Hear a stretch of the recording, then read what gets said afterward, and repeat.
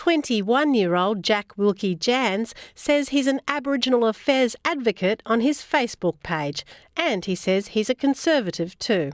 But that hasn't stopped him from being critical of the newly launched bipartisan initiative, Empowered Communities, fronted last week by Tony Abbott and Noel Pearson. No one knows the process.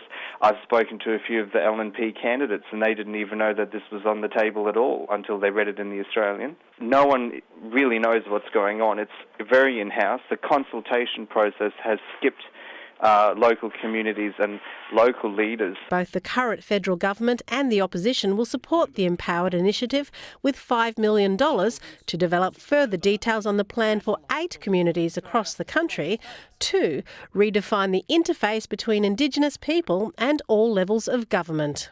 The 25 community leaders who've thrown their weight behind the plan come from across the nation and include some of our biggest names: Galarrwuy Yunupingu, Marcia Langton, Sean Gordon, Wayne Bergman, Shane Phillips, Fiona Jose, Paul Briggs and Ian Trust.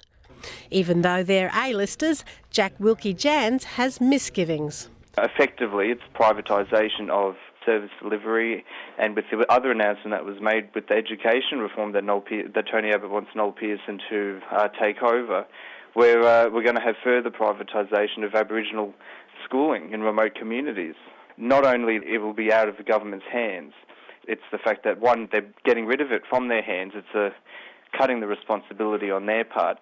And Mr Wilkie-Jans is sceptical of Noel Pearson's record when it comes to the apparent success of the Cape York welfare reforms. I don't think we've seen a great deal of changes. I know that we've seen a lot of migrational crime from the Cape to Cairns.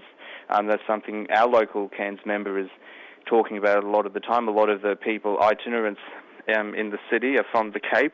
That means that the problem's no longer in the Cape, it's somewhere else, but it's still a problem. The Cape York Institute's website has more details about the Empowered initiative.